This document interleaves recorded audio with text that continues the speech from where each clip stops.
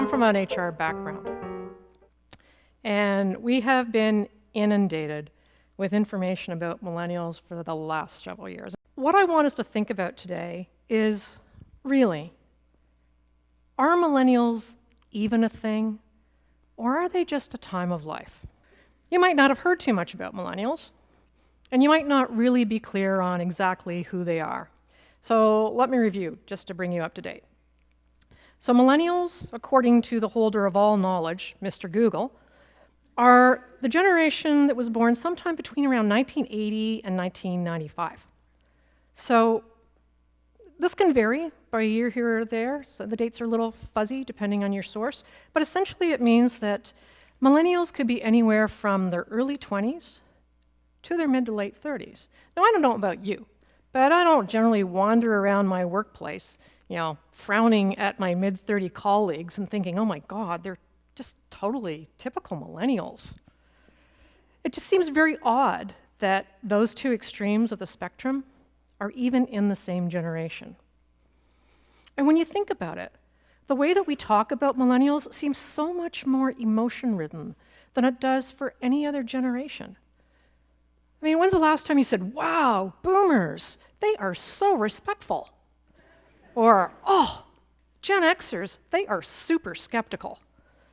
But, the poor millennials, they have been painted as a very precious group of individuals that take an enormous amount of care and feeding. And I'm not even sure why. It could be about all the things that have been written about them. I mean, literally, hundreds of thousands of words have been devoted to telling us how unique this group of people are. As managers and people who run organizations, books have been written about how special they are and how we need to do unique things to attract them to our companies. And then once they're there, how do we keep them happy, and avoid them flying off to the next best thing? And the thing is, when we talk about millennials, we do so in a really judgy and negative way. I mean, when's the last time you heard somebody say something about a millennial that was nice? I mean, people don't say, hey, millennials, they are smart and they're innovative and they're energetic and they're young and we love them. They say, oh my God, they're selfish and they're spoiled and they're lazy.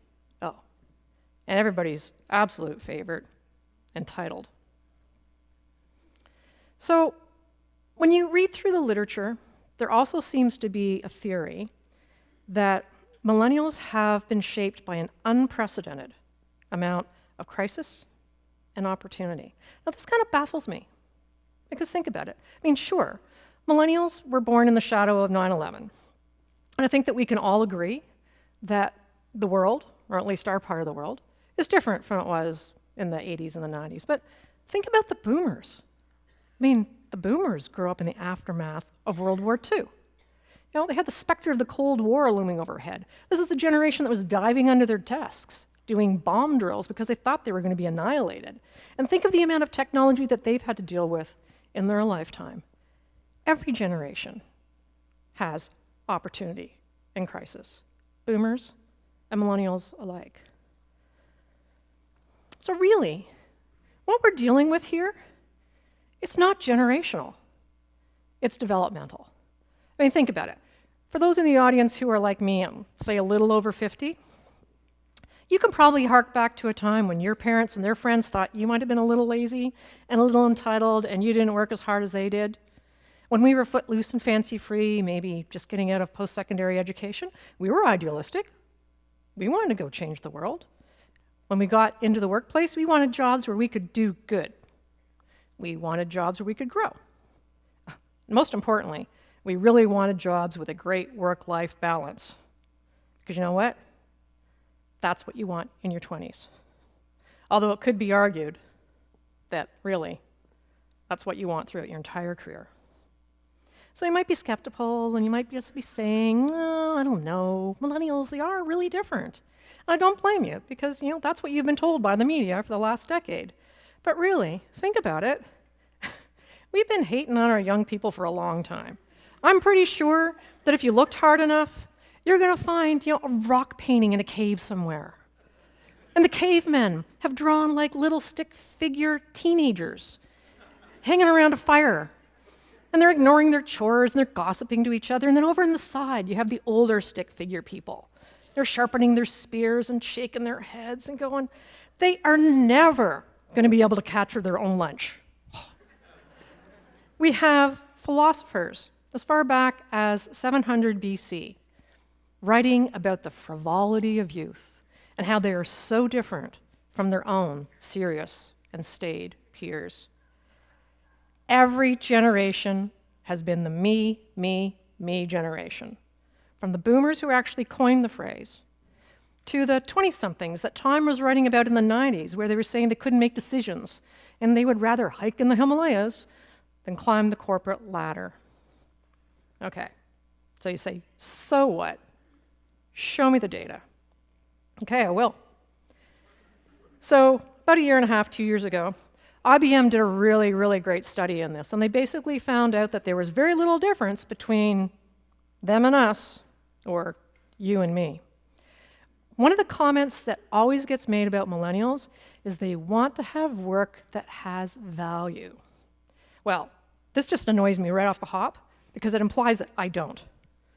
But aside from that, when you look at the data, you can see that there is no substantive difference across the generations. Everybody values this. Millennials also align with other generations when it comes to what it takes to engage employees at work. They're looking for inspirational leadership. They're looking for a clear strategy. They're looking for performance-based recognition. And, yeah, the occasional promotion. That generally does a trick. And these are all values that everybody across the generation likes. What about this one? The famous participation trophy. Right, well, IBM talked to their respondents about this. They said, what is it that employees should be rewarded for at work and why?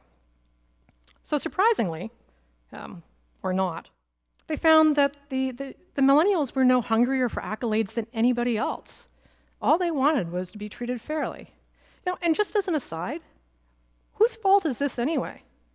It wasn't the little 3-year-olds that were running around the soccer field saying, give me a trophy. It was the mummies and daddies who decided that they needed a trophy. So you only have to look in the mirror to figure out whose problem that was. And I still, for the life of me, cannot figure out why. We all know that when we leave home, we leave school, we go out in the big bad world, just showing up isn't good enough. Companies are meritocracies. Well, at least the good ones are. And in order to succeed, you have to work hard, you have to think strategically, you have to put in the effort. You cannot just show up.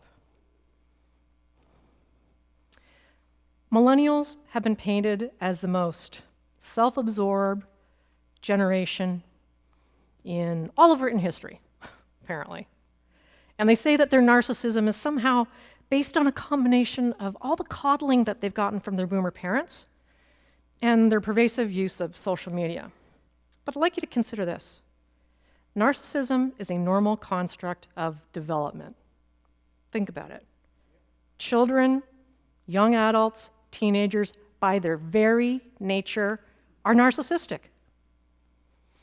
This normally changes as you get older. You develop relationships, you get jobs, you get mortgages, you have kids of your own.